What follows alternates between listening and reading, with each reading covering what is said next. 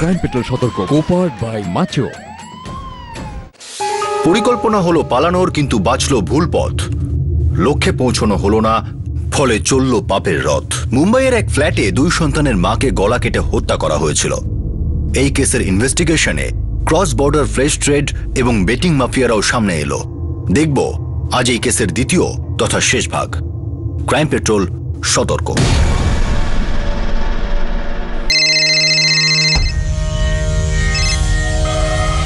সুহানা, বাবলু, কত দূর এলে? 2 দিনের মধ্যে আমি পৌঁছে যাচ্ছি। এজেন্টদের সঙ্গে কথা হয়েছে যারা বর্ডার পার করাবে? আর টাকার জোগাড় হয়ে গেছে? হ্যাঁ হ্যাঁ, সব হয়ে যাবে। আমি কিছুক্ষণের মধ্যে কলকাতার জন্য রওনা দিচ্ছি।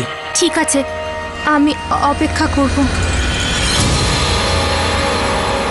পুরো হিস্ট্রি বার করতে তো একটু টাইম লাগবেই, কিন্তু হাইলাইট শুনুন। বলতে থাক, শুনছি। স্যার, লিংক রোডে লাচ্চাক নামে একটা ডান্স বার ছিল। ডান্স বারে ব্যান্ড লাগার পর থেকে ওটা এখন সুরিলি বার হয়ে গেছে। ঠিক আছে, এটা জানি আমি। স্যার, এই ডান্স বারে ব্যান্ড লাগার পর থেকে এই নাজমা শেখ লাচ্চাক বারে ডান্সার ছিল। ওখানকার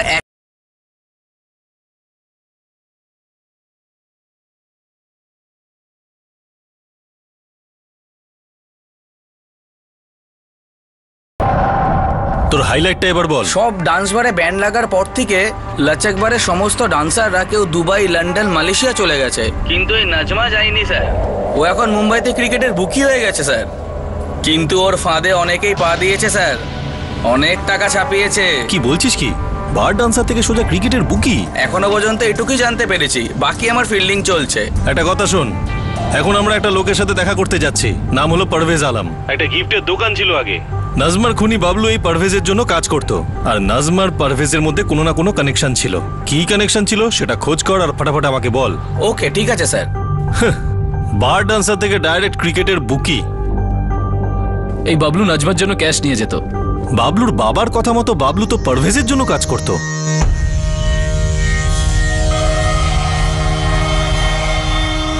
স্যার, পারভেজ আলম।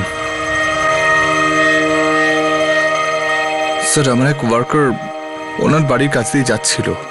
ও ওখানকার ওয়াচম্যানকে চিনত। সেই ওয়াচম্যানই ওকে বলেছে যে বাবলু মার্ডারটা করেছে। আচ্ছা, বাবলু তো তোমার জন্য কাজ করত। হ্যাঁ। আর বাবলু নাজমা শেখার জন্য কাজ করত। হ্যাঁ। আর তোমরা দুজন একসাথে কাজ করতে, তুমি আর নাজমা শেখ। আমরা একসাথে ছিলাম। একসাথে ছিলামের মানেটা কি? বিজনেসে পার্টনারশিপ ছিল আমাদের। আমার গিফট আর্টিকেল শপ তো। তোমাদের এই পার্টনারশিপ শুরু কবে হয়েছিল? নাজমা শেখের ডিভোর্সের আগে নাকি? না, ডিভোর্সের পর। উনি আমার গিফট আর্টিকেল শপে আসতেন। মা, আমাকে এটা কিনে দাও। কি? দেখো। আদিবা, তোমার কাছে তো এরকম একটা আছে। বাবু, তোমাকে আর একটা ভালো জিনিস দেখাই। 1 মিনিট। তুমি শুধু একবার বাড়ি চলো। ওইটা এই দেখো, একটা ডলের জন্য বাড়ি। এখানে অনেকগুলো ড্রেস রয়েছে, তুমি নিজের মতন করে চেঞ্জ করতে পারো।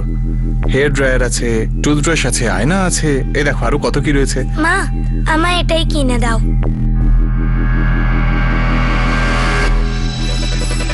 বাবলু, এটা প্যাক করে দাও। Thank you. উনি আমার রেগুলার কাস্টমার হয়ে যান। তারপর ওনার কাছ থেকেই জানতে পারি যে উনিও এরকম একটা গিফট আর্টিকেল শপ খুলতে চান। উনি আমার সঙ্গে এসব ব্যাপারে কথা বলতে আসতেন। তাই আমি ওনাকে বলেছিলাম যে আপনি আমার সবাই পার্টনার হয়ে যাচ্ছেন না কেন? তারপর আমরা পার্টনার হয়ে যাই। তারপর মানে আবার কি স্যার? তারপর বাবলু নাজমাকে খুন করে দেয়। মাঝখানে স্টোরিটা কি বাদ হয়ে গেছে? আমি কি করে জানবো যে বাবলু কেন ওনাকে খুন করলো? আসলে স্যার, 2 বছর আগে আমাদের শপটা একটু লসে চলছিল। সেই সময় আমরা দুজনে সিদ্ধান্ত নিই পার্টনারশিপ থেকে বেরিয়ে আসার। ভালোবেসে? হ্যাঁ, ভালোবেসে পার্টনারশিপটা শেষ করেছিল নাকি ঘৃণায়? বিজনেস পার্টনারশিপ ছিল স্যার, তাতে ভালোবাসা, ঘৃণা এসব আসে কোথা থেকে বলুন? হ্যাঁ, একদম তাই। তারপর তারপর আমার সঙ্গে বাবলুর কোনো কন্ট্যাক্ট ছিল না, আর নাজমার সঙ্গেও নয়। আমি লাস্টে শুনেছিলাম যে বাবলু রিক্সা চালাচ্ছে। আর নাজমা শেখ, ওর সম্বন্ধে লাস্ট কি শুনেছিলে? জানি না স্যার। বাবলু আর ওনার মধ্যে কি ছিল, কি সম্পর্ক ছিল সেটা আমি বলতে পারবো না। তুমি কি এটা জানতে যে এই নাজমা শেখ ক্রিকেটের বুকি আর এই বাবলু তার জন্য ক্যাশ ডেলিভারির কাজ করত? আমি কি করে জানবো স্যার? কেননা দোকান বন্ধ হয়ে যাওয়ার পর তো আমার সঙ্গে আর কারো যোগাযোগ ছিল না। এই বাবলু এখন কোথায়, কোনো আইডিয়া আছে? 2 বছর আগে পর্যন্ত বাবলু ওর বাবা মার সঙ্গে থাকতো জিংলই নগরের কাছে। তারপর তো আমি জানি না। তুমি তো দেখছি কিছুই জানো না পারভেজ আলম, কেন? আসলে আমি যা জানতাম আমি তো আপনাকে বললাম। ঠিক আছে, যাও, দরকার হলে তোমাকে আবার ডাকবো। ঠিক আছে, খোদা হাফেজ। হয় ও মিথ্যে বলছে, না হলে ও অর্ধেক সত্যি বলছে। 24 ঘন্টা নজর রেখো এর ওপর, ও নিশ্চয়ই ইনভলভড।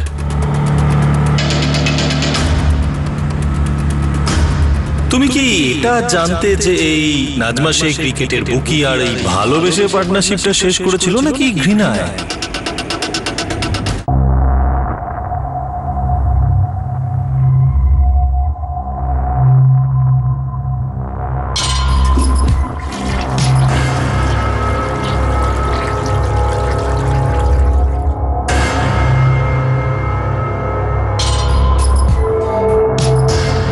এই সিল্কিটাকে? আরে বাবা, একই প্রশ্ন করে চেঁচাচ্ছ কেন?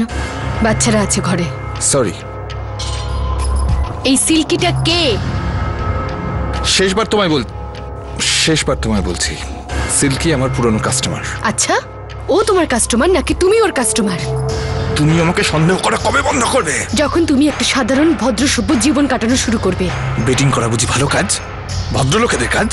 আমাকে এর মধ্যে জড়িয়ে ফেলে এখন লেকচার শোনাচ্ছ? 1 মিনিট, লেকচার দিচ্ছি না আমি তোমাকে, ফাইনাল ওয়ার্নিং দিচ্ছি। যতদিন না তুমি এর সাথে এইসব করা বন্ধ করবে, ততদিন আমার ঘরের দরজা বন্ধ থাকবে।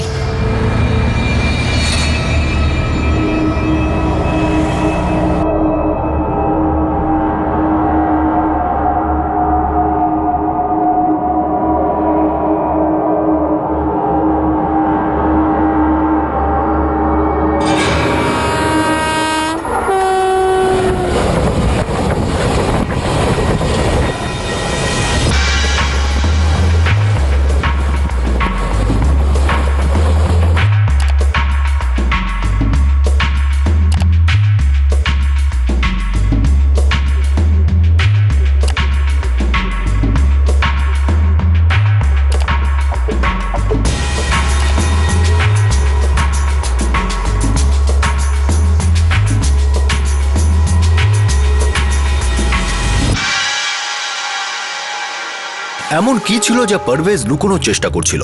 সে কি নিজেকে বাঁচানোর চেষ্টা করছিল? সে কি বাবলুকে বাঁচানোর চেষ্টা করছিল? নাকি এই হত্যার পিছনে তৃতীয় কোনো উদ্দেশ্য ছিল যেটা এখনো সামনে আসেনি? কালকেই ফ্লাইট আছে, তুমি একদম টেনশন করো না মা। হ্যাঁ বাবা আব্দুল, তাড়াতাড়ি আসবি। পুলিশের থেকে নাজমার বডি নিতে হবে, ওকে কবর দিতে হবে। মেয়েদের তোকে এখন প্রয়োজন বাবা। আমি বুঝতে পারছি মা, আমি যত তাড়াতাড়ি সম্ভব যাচ্ছি। আচ্ছা, ওই বাচ্চাদের সাথে কথা বলা যাবে? আমি আদিবাকে বলবো তোকে ফোন করার জন্য। ও এখন আলিয়ার দেখাশোনা করছে। মেয়েটার খুব জ্বর এসেছে। ঠিক আছে মা, আমি পরে ফোন করছি। আল্লাহ হাফিজ। স্যার, নাজমার যে স্বামী ছিল, যার সাথে ওর ডাইভোর্স হয়েছিল, ওর নাম ছিল আব্দুল আজিম। ও ফার্স্ট টাইম নাজমাকে ওই আপনার লচকবারে দেখেছিল, আর ওখান থেকে ওদের লাভ স্টোরি শুরু হলো।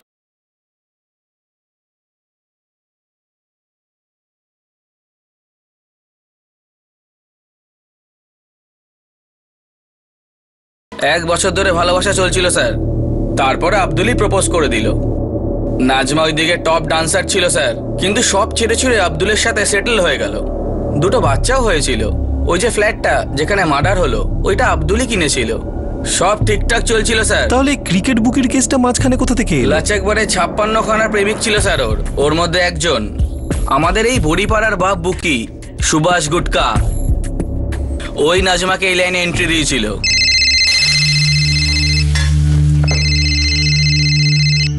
হ্যালো, আজ্ঞে সুভাষ বাবু, আদাব। এত বছর পরে কি করে মনে পড়লো আমাকে?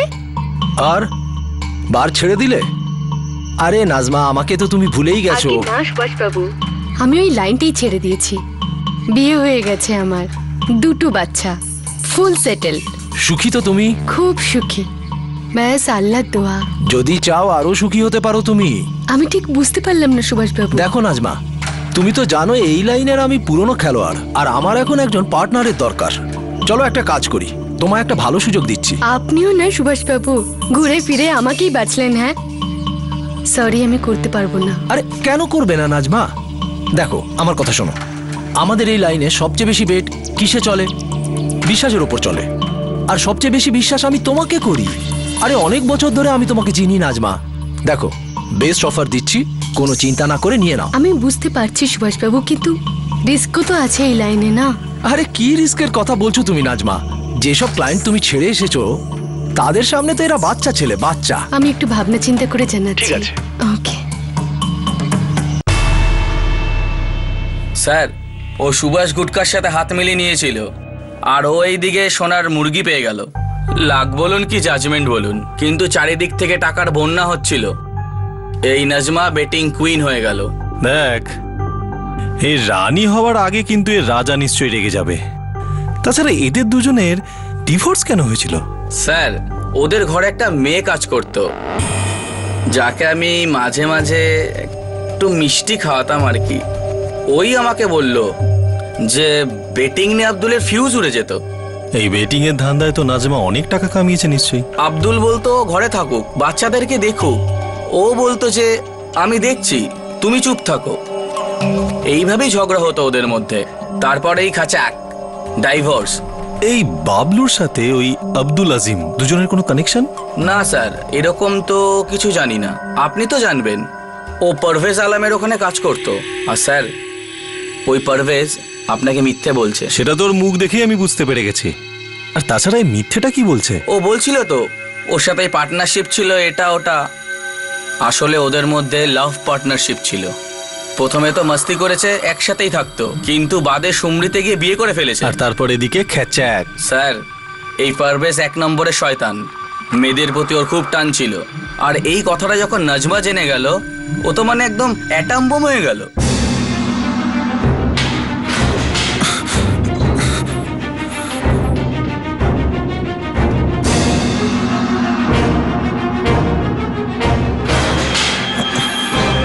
স্যার বস।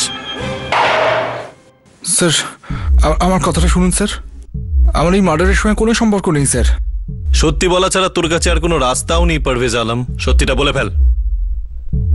এখন পুরো কথাটা বলবি নাকি আধমরা করে দেবো তোকে? স্যার আমি সত্যি কথা বলছি। আমি জানি না যে বাবলু ওখানে কেন গিয়েছিল আর ওর নাজমাকে কেন খুন করলো।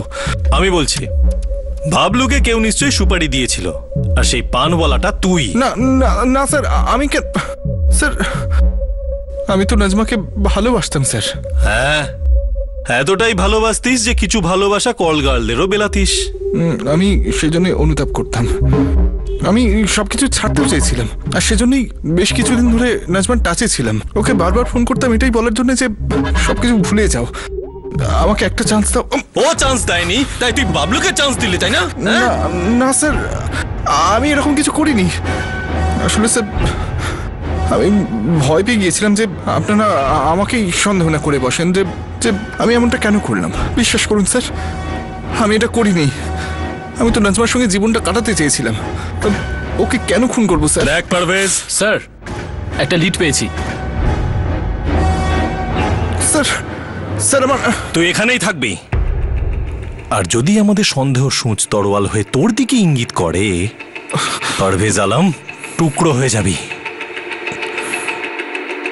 স্যার, এই কার্তিক যাদব হলো ওই বাবলুর একজন বন্ধু, শোভিত রয় নাম। ও বাবলুর বাড়ি ফোন করেছিল। কে বলছেন? মাসিমা, আমি শোভিত বলছি। শোভিত রয়, বাবলুর বন্ধু। বাবলু আছে কি? ও এখানে থাকে না বাবা, আমরা জানি না ও কোথায়। যদি ওর কোনো খবর পাও তো আমাদের একটু জানিও। মাসিমা, বাবলু যদি আপনাকে ফোন করে তাহলে বলবেন যেন আমাকে ফোন করে। ঠিক আছে। আর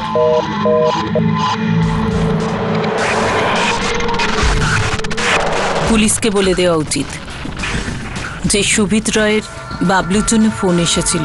বাবলুর বাবা তারপরেই আমাকে ফোন করে। চলো, দেরি হলেও আসার আলো দেখা যাচ্ছে।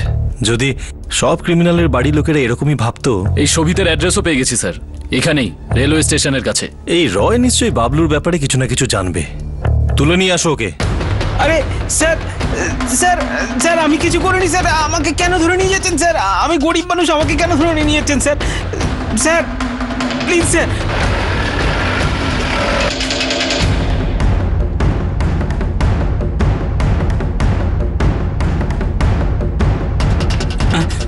শোভিত রয়, তোমার বন্ধু বাবলু নাজমা শেখকে খুন করেছে। এটা আজকের পেপার। আর আশ্চর্যভাবে তুমি আজকেই বাবলুর বাড়িতে ফোন করেছো এটা জানতে যে বাবলু কোথায় আছে। আর আমরা তোমার কাছে এটা জানতে চাই যে তুমি বাবলুর ব্যাপারে কি জানো। স্যার স্যার শোনো শোনো, কিছু বলার আগে যেটা আমি বলছি সেটা ভালো করে শোনো। এই কথাটা কিন্তু আমি আর বলবো না। যদি তুমি আমাদের এটা বলো যে তুমি বাবলুর ব্যাপারে কিচ্ছু জানো না, তাহলে সেটা আমরা মিথ্যে বলে ধরবো, তারপর তোমার কিমা বানাবো, হাড়গোড় ভাঙবো। এই ব্যাপারটা তো জানো। তারপর তুমি সত্যি বলার জন্য আমাদের কাছে ভিক্ষে চাইবে, আর তখন আমরা ভিক্ষা দেবো না, কারণ ততক্ষণে সত্যিটা আমরা অন্য কোথা থেকে জানতে পেরে যাব। তারপর তুমি আমাদের কোনো কাজেই লাগবে না, কিমা বাসি হয়ে যাবে। আর কিমা যখন বাসি হয়ে যায় তখন সেটাকে তুলে ডাস্টবিনে ফেলে দেওয়া হয়। তাই যা বলবে খুব ভেবে চিনতে বলবে, বুঝেছো? বলো। স্যার আমি জানতাম না যে বাবলু মার্ডারের প্ল্যান করবে স্যার। স্যার কিন্তু কিন্তু কিন্তু স্যার সত্যিটা রয় শুধু সত্যিটা বলবে। কিন্তু স্যার আমি ওর দ্বিতীয় প্ল্যানটার ব্যাপারে জানতাম স্যার। ওর দ্বিতীয় প্ল্যান কি ছিল? দ্বিতীয় পরিকল্পনা কি ছিল? এই দ্বিতীয় পরিকল্পনা, আর এই পরিকল্পনায় কি পারভেজ আর আব্দুল আজমও যুক্ত? এই পরিকল্পনায় নাজমা শেখও কি যুক্ত ছিল? কার্তিক যাদব ওরফে বাবলুর এই দ্বিতীয় পরিকল্পনায় ইনভেস্টিগেশনের দ্বিতীয় পর্দা খুলল। স্যার আমার বন্ধু বাবলু পারভেজ ভাইয়ের চেলা ছিল। সেদিন দারুণ হয়েছিল, তাই না? কি খবর মুন্না?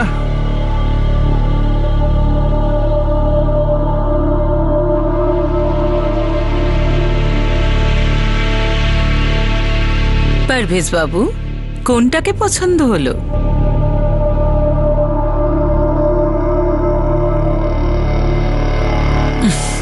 নাগমা, বাবুকে নিয়ে যাও। আরে হ্যাঁ নুরি ভাই, বাবলুকে যেন না খাইয়ে রেখো না।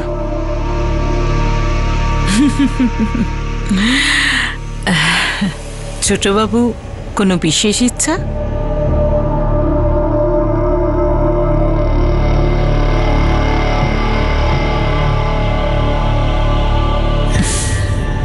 মুস্কান, বাবুকে নিয়ে যাও। স্যার পারভেজ ভাই প্রায় দিনই বাবলুকে ওখানে নিয়ে যেত।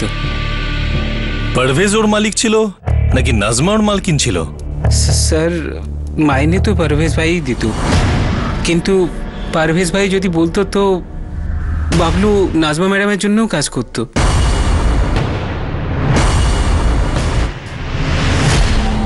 যখন পারভেজ ভাই আর নাজমা ম্যাডাম আলাদা আলাদা হলো তো বাবলুকে কেউই কাজে রাখলো না স্যার।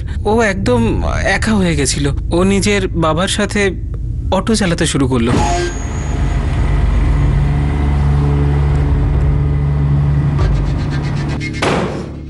এখন এটা বলো, বাবলু নাজমাকে খুনটা কেন করলো? স্যার স্যার মায়ের দিব্যি স্যার, আমি জানি না স্যার, সত্যি। আচ্ছা, বাবলু আর নাজমার মধ্যে কোনো চক্কর ছিল? স্যার বাবলু কখনো এরকম কিছু বলেনি, কিন্তু ওর ভালোবাসা হয়ে গেছিল সুহানার সঙ্গে। এই সুহানা আবার কে? স্যার বাবলু তারপর পারভেজ ভাই ছাড়াই কোটাতে যেতে শুরু করলো। ওর নেশা ধরে গেছিল। আর ওই মেয়েটা সুহানা ওখানে নতুন নতুন এসেছিল, ওখানেই বাবলুর সাথে ওর প্রেম হয়ে গেছিল স্যার। না, আমি তোমার সাথে পালাতে পারবো না। আমি কারোর সাথে পালাতে পারি না। সুহানা, আমি তোমাকে বিয়ে করব, আমরা নতুন জীবন শুরু করব। না, এই লোকগুলো আমাকে ঠিক খুঁজে বার করবে, মেরে ফেলবে আমাকে। দেখো, ওরা তোমাকে খুঁজে পাবে না। খুঁজে পাবে। আমি এখানের নই, আমি বাংলাদেশের। বাংলাদেশ? তুমি এখানে এলে কি করে? ওদিকের এজেন্ট বলল এখানে মুম্বাইতে কাজ দেবে, এখানে নিয়ে আসলো আর নুরি দিদির কাছে বিক্রি করে দিল।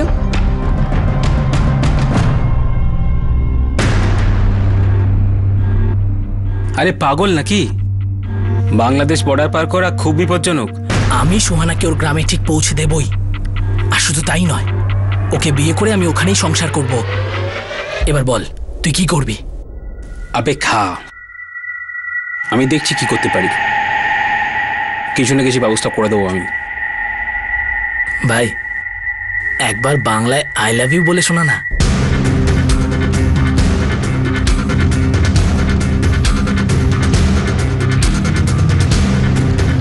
এখন বলো, এত তাড়াহুড়ো করে ডাকলে কেন? সুহানা, তুমি বাড়ি যাচ্ছ বাংলাদেশ। বাংলাদেশ? ওই যে আমার বন্ধু আছে না রয়, ওর বাড়ি তো কলকাতাতে।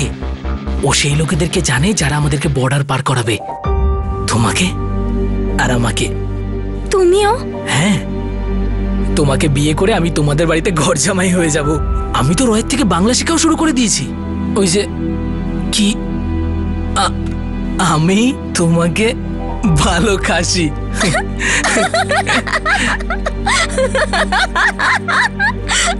কি হলো, তুমি হাসছো কেন? বাবা, আমি তোমাকে ভালোবাসি। আরে ওটাই তো বললাম আমি। শোনো, আমি তোমাকে ভালোবাসি। কি হলো?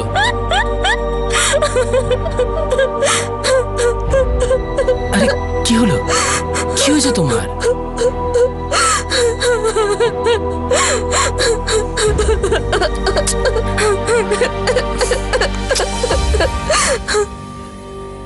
আমাদের সাথে আরো একজন যাবে, মুস্কান দিদি। মুস্কান? ও কেন যাবে আমাদের সাথে? হ্যাঁ, ওই আমরা এই কোঠার বাইরে এক পাও রাখতে পারবো না। ও সাহায্য করবে আমাদের। ও কেন সাহায্য করবে? ও কে হয় তোমার? এখানে আনা হয়েছে 2 বছর আগে। তুমি ওকে ভরসা করো? হ্যাঁ, ওই একজনই আছে এই কোঠায় যার উপর আমি ভরসা করতে পারি। আর আমাকে? একদম না। স্যার, আমি ওদের সাহায্য করেছিলাম স্যার।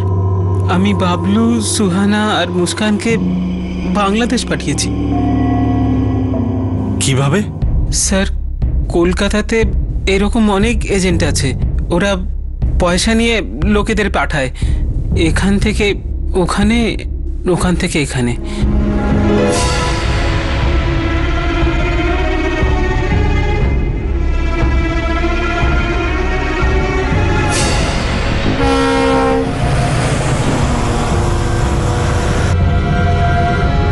বাবলু,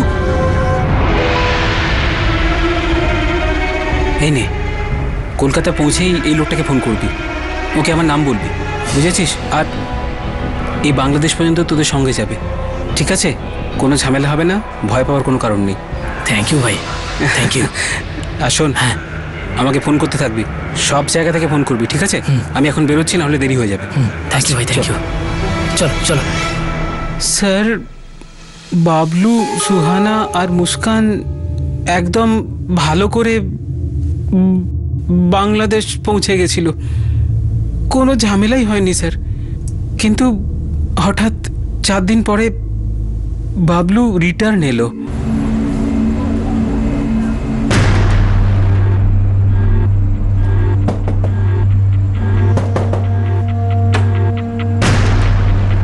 আবে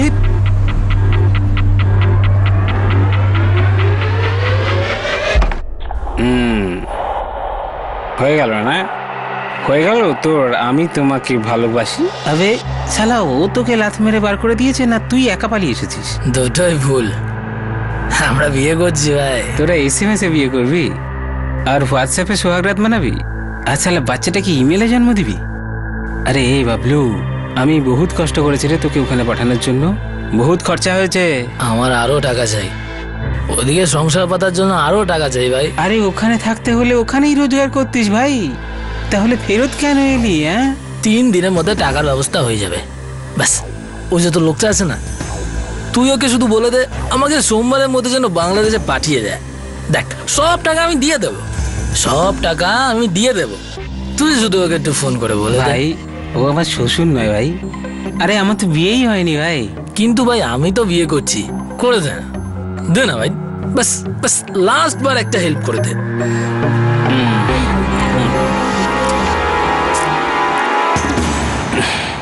স্যার বাবলু আমাকে বলেছিল যে 3 দিনের মধ্যে বাকি বন্ধুদের কাছ থেকে পয়সা জোগাড় করবে আর আমাকে ফোন করবে। স্যার ওর ফোন এলো না, তাই আমি ওর বাড়িতে ফোন করেছিলাম স্যার। স্যার মায়ের দিব্যি স্যার, আমি জানতাম না যে ও শালা নাজমা ম্যাডামকে খুন করার প্ল্যান করবে। স্যার স্যার এই খবরটা আমি এক্ষুনি দেখলাম স্যার। স্যার স্যার আমি সত্যি বলছি স্যার। এই মুহূর্তে বাবলু কোথায় আছে?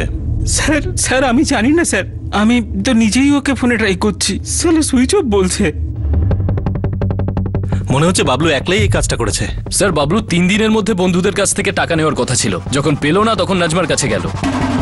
বুঝলে, বাবলুকে খুব তাড়াতাড়ি অ্যারেস্ট করতে হবে। একবার যদি বর্ডার ক্রস করে যায় ওকে ধরা কিন্তু মুশকিল হবে। স্যার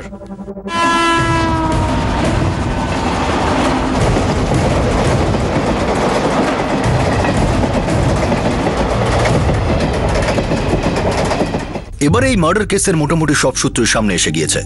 বাবলু খুব দ্রুততার সঙ্গে তার লক্ষ্যের দিকে এগিয়ে চলেছে। যদি সে বর্ডার ক্রস করে ফেলে তাহলে তাকে খোঁজা, ধরা আর আবারও ইন্ডিয়ায় ফিরিয়ে আনা যথেষ্ট কঠিন আর জটিল বিষয় হয়ে দাঁড়াবে। পুলিশ এই কেস তাড়াতাড়ি ক্লোজ করতে চাইছিল। এখন পুলিশ সময়ের সঙ্গে পাল্লা দিতে শুরু করে। স্যার কালকে মুম্বাই থেকে কলকাতার জন্য 4টে ট্রেন যাচ্ছে। একটা মুম্বাই সিএসটি হাওড়া মেল ভায়া নাগপুর, যেটা রাত 8:35 মিনিটে সিএসটিসি বেরোবে। আর দ্বিতীয়টা হলো সমরসাতা এক্সপ্রেস, এটাও রাত 8:35 মিনিটে এলটিটির জন্য বেরোবে। গীতাঞ্জলিও আছে সিএসটিসি থেকে আগে। হ্যাঁ স্যার। আর একটা হলো শালিমার এক্সপ্রেস, যেটা রাত 10টার সময় রওনা হবে এলটিটি। এই সবকটা ট্রেনই রাত্রের। বাবলু দুপুরবেলা খুনটা করেছে, মানে ও 4টের মধ্যে যে কোনো একটা ট্রেনে নিশ্চয়ই থাকবে। স্যার মুম্বাই থেকে কলকাতা যেতে অনেক সময় লাগে বাই রোড, আর প্লেনে গেলেও রিস্কি হবে, কারণ ওর কাছে অনেক ক্যাশ আর জুয়েলারি রয়েছে। এই সবকটা ট্রেনেরই হাওড়া পৌঁছাতে কম করে 30 ঘন্টা লাগে। বাবলু কালকে দুপুরে খুনটা করেছে, আর যদি এর মধ্যে কোনো একটা ট্রেনে ও ওঠে, কাল সকালের আগে ও পৌঁছাতে পারবে না। কিন্তু সেটা আমরা পারি। স্যার আগামী 2 ঘন্টায় মুম্বাই থেকে কলকাতার জন্য অনেকগুলো ফ্লাইট রয়েছে। টিকিট বুক করে দাও। কলকাতা পুলিশ, হাওড়া রেলওয়ে পুলিশকেও ইনফর্ম করো। ফটোগ্রাফ পাঠাও, কেস পেপার মেল বা ফ্যাক্স করো তাড়াতাড়ি। Okay sir.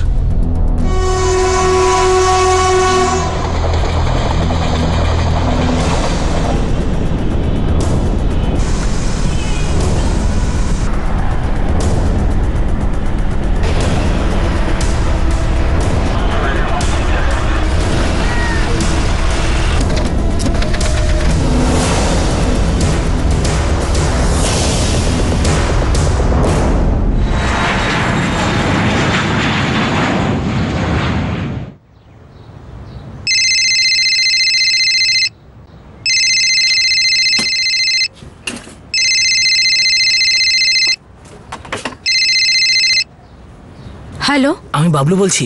বাবলু কলকাতা পৌঁছে গেছো? না এখনো পৌঁছায়নি, ট্রেন কিছুক্ষণ লেট আছে। তবে মনে হয় সময় মতো বর্ডারে পৌঁছে যাব, আর তারপরে তোমার কাছে। তাড়াতাড়ি আসো বাবলু, যতদিন তুমি গেছো না কিচ্ছু ভালো লাগছে না। যখন আমি চলে আসবো না তখন ভালো লাগবে। দেখো সবকিছু প্ল্যান করা হয়ে গেছে। আগে আমরা বিয়ে করব, তারপরে ছোট্ট একটা বাড়ি কিনবো। আর আমি ওখানে কোনো না কোনো কাজ জুটিয়ে নেব। আরে বাবা প্রথমে আসো তো, আমার খুব ভয় লাগতেছে। শুধু আরো একটা দিন সোহানা, এই দিনটার জন্য আমাকে অনেক কিছু করতে হয়েছে। ভালো খারাপ যাই হোক না কেন করেছি, এবার সব ঠিক হবে। আচ্ছা শোনো, আমি রাখছি। হ্যাঁ। পুলিশের অনুমান একদম ঠিক প্রমাণিত হলো। বাবলু সত্যি ট্রেনে ছিল আর পরের দিন হাওড়া স্টেশনে পৌঁছানোর কথা ছিল। কিন্তু ওই 4টে ট্রেনের মধ্যে বাবলু কোন ট্রেনে আছে সেটা কিভাবে জানা যেত? পুলিশ কোথায় তার জন্য ওঁত পেতে বসে থাকতো। কিন্তু একটা কথা পুলিশ জানতো, যে যদি বাবলু হাওড়া স্টেশনের বাইরে বেরিয়ে যায় তাহলে তারপর তাকে ধরা খুবই কঠিন হয়ে দাঁড়াবে, আর হয়তো অসম্ভব।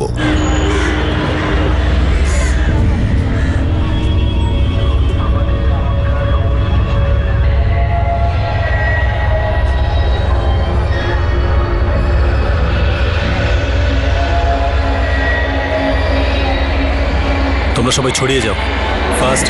স্যার।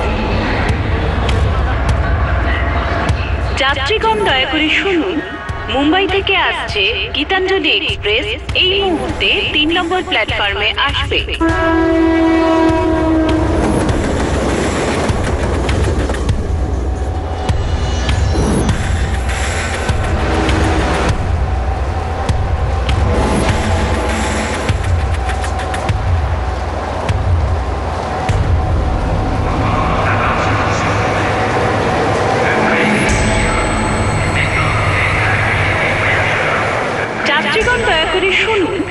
মুম্বাই থেকে আসছে হাওড়া মেল এই মুহূর্তে প্ল্যাটফর্ম নাম্বার 3-এ আসবে।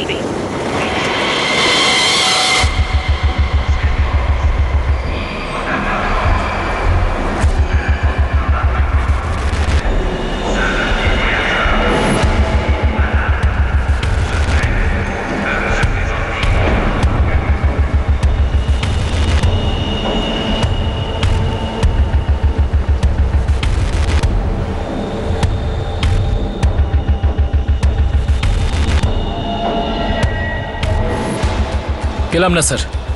দেখো 3টে ট্রেন তো চলে এসেছে, ব্যাস এখন একটাই ট্রেন বাকি আছে, শালিমার এক্সপ্রেস। আধ ঘন্টার মধ্যে ঢুকে যাবে। এই ট্রেনে বাবলুকে পাওয়া যদি যায়। পাবো স্যার, ওয়েট করি। করো।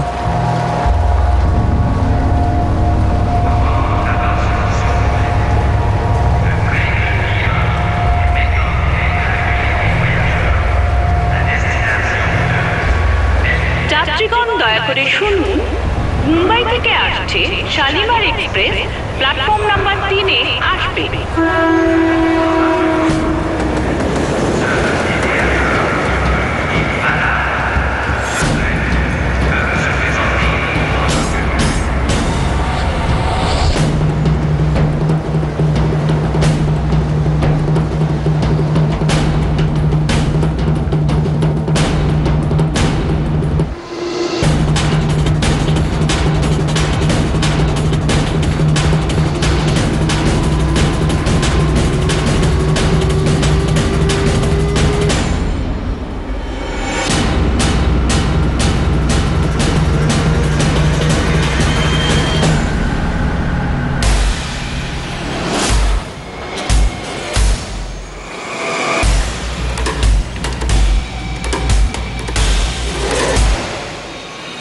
বাবলু, হ্যাঁ বাংলাদেশ ঘুরতে যাবি?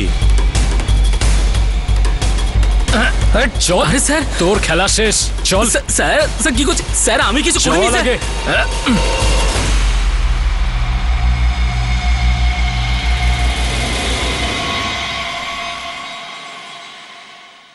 হ্যাঁ, এটা মায়েরই গয়না। থ্যাংক ইউ সোনা। আপনারা সবাই বাইরে দাঁড়ান, আমি ডাকছি। হ্যাঁ চলো।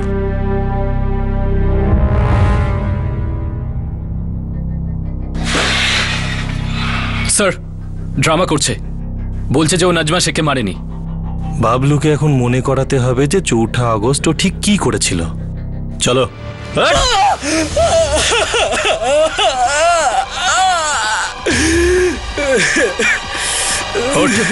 স্যার সবকিছু আমি সত্যি সত্যি বলছি স্যার। সত্যি বলবি, সত্যিটাই বলবি।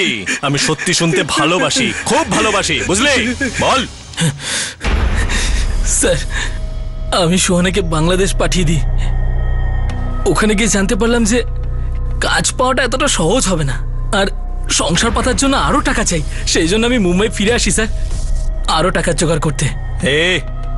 এই সব কিছু আমি জানি, এমন কিছু বল যেটা আমি জানি না। আমি যখন মুম্বাই ফিরে আসলাম তখন আমি আমার বাবার কাছে টাকা ধার চাই, কিন্তু বাবা টাকা দেয়নি স্যার। তখন আমি ভাবলাম যে আমি 3 দিন 24 ঘন্টা অটো চালাবো, কিন্তু তাতেও আর কত টাকা হতো স্যার? যাবজ্জীবন বা ফাঁসি তো হতো না। তারপর বল। আমি নাজমা ম্যামের জন্য লাখ লাখ টাকা এদিক ওদিক নিয়ে গেছি। আমি কোনোদিন একটা টাকাও মানিনি স্যার। আমি সব সময় নিজের কাজ সততার সাথে করেছি স্যার, কিন্তু যখন আমি ওনার কাছে টাকা চাইলাম উনি দিতে রাজি হলেন না। তাই ওকে তুই খুন করে দিলি? বাস হয়ে গেল স্যার, ভুল করে ফেলেছি স্যার। করে ফেললি? কি দিয়ে করলি খুন? ছুরি দিয়ে। বাবলু, বাবলু।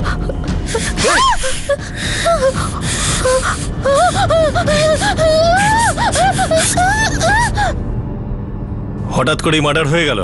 হ্যাঁ স্যার, বাস করে ফেলেছি স্যার। মানে ছুরিটা নাজমার হাতে ছিল, সে হঠাৎ করেই ছুরিটা তোর হাতে দিয়ে বলল, নে বাবলু আমাকে হঠাৎ করেই খুন কর।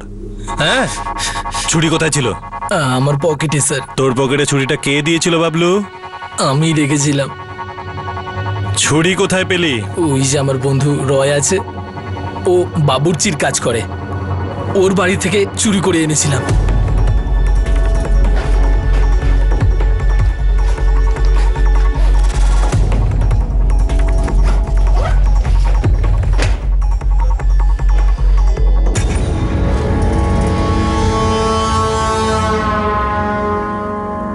ছুরি নিয়ে পকেটে ঢুকিয়ে নাজমার ফ্ল্যাটে চলে গেলি। আরে, হাত ছড়া, হাত ছড়া। পুরো প্ল্যানিং করে তুই নাজমার ফ্ল্যাটে গেছিলি।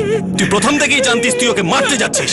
চুরি তো শুধু ভয় দেখানোর জন্য নিয়ে গিয়েছিলাম, সত্যি বলছি।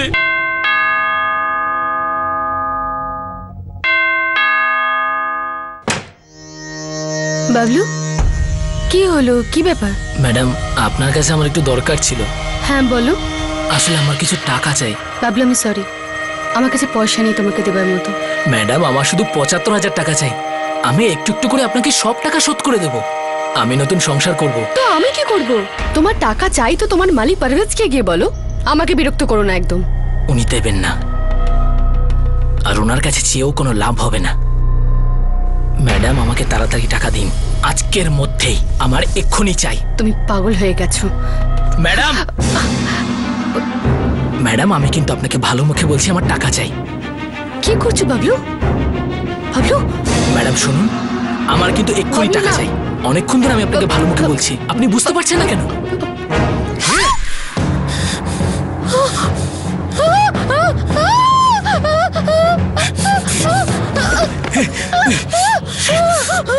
আমি আপনাকে বললাম না আমাকে টাকা দিন, কিন্তু আপনি শুনলেন না। না শুনলেন না?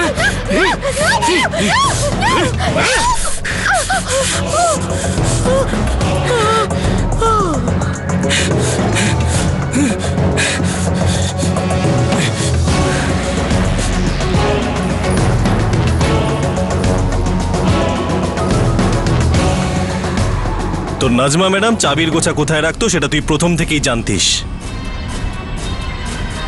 হ্যাঁ স্যার, জানতাম। আমি আগে অনেকবার দেখেছিলাম স্যার, যখন আমি জিনিসপত্র আনা নেওয়া করতাম।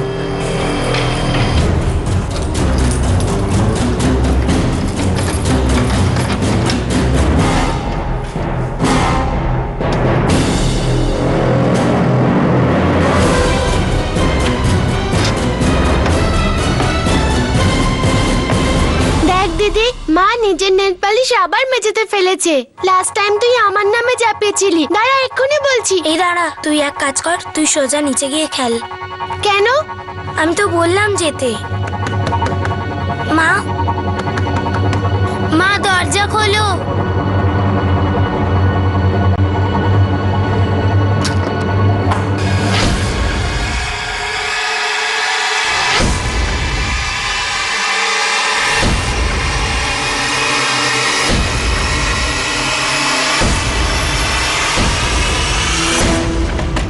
দরজাটা খোল বলছি, না হলে আমি দরজা ভেঙে দেব।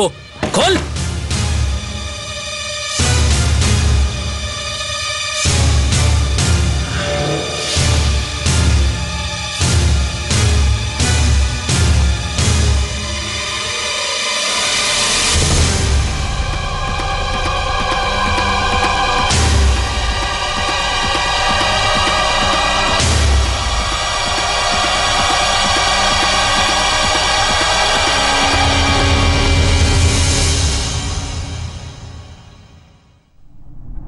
ওই বাচ্চাটা, ওই সাহসী বাচ্চাটা যদি নিজেকে বাঁচিয়ে না নিত, তাহলে তুই তো ওকেও মেরে ফেলতিস না?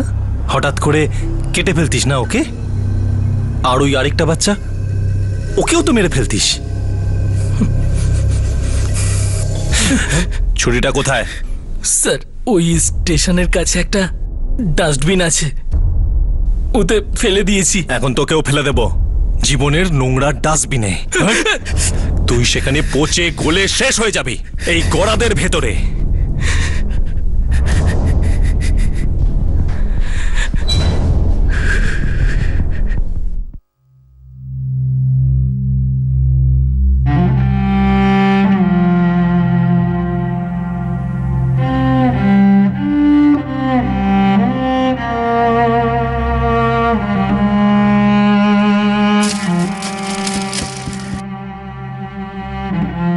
দেখো বাবা, তোমার মায়ের সাথে যা কিছু হয়েছে তার জন্য সরি। এরকমটা হওয়া উচিত ছিল না, কিন্তু তুমি খুবই বুদ্ধিমত্তার পরিচয় দিয়েছ। তোমার সাহসিকতায় আমরা বিস্মিত। গর্বিত। তুমি শুধু তোমার ছোট বোনকে নিচে পাঠিয়ে দাওনি, বরং তুমি নিজে ঘরে লুকিয়ে থেকে তোমার পাপাকে ফোন করে ইনফর্ম করেছো। এটা খুবই বুদ্ধি আর সাহসিকতার পরিচয়। You are a brave girl. Thank you uncle. আমি আমার দুটো বাচ্চাকে নিয়ে দুবাই যাচ্ছি স্যার। এখানে ওরা ওদের মাকে খুব মিস করবে। আমি ভয়ঙ্কর শক থেকে অনেক দূরে নিয়ে যাচ্ছি ওদের। হয়তো সময়ই আপনাকে সাহায্য করবে। All the best. Thank you inspector.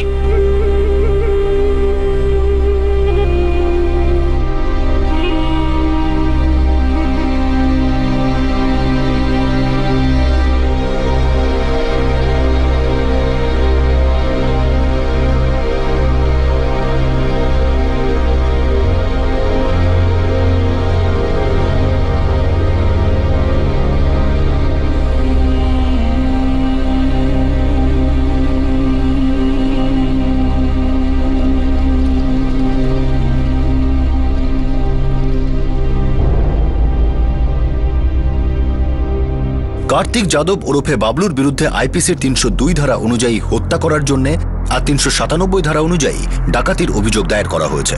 Bablu পুলিশকে জানায় যে সে হত্যা আর ডাকাতির পর একটা নতুন শার্ট কিনেছিল, আর রক্তের দাগ লাগা শার্টটা সে মার্ডার ওয়েপেনের সঙ্গে আবর্জনার বাক্সে ফেলে দেয়। নাজমার বাড়ি থেকে বাবলু যে নগদ টাকার গয়না চুরি করেছিল, তাছাড়াও বাবলু তার বন্ধুর কাছ থেকে লোনও নিয়েছিল যাতে সে সীমান্ত পার করে পালাতে পারে। বারবার করে অপরাধীরা এমন বোকামি কেন করে থাকে?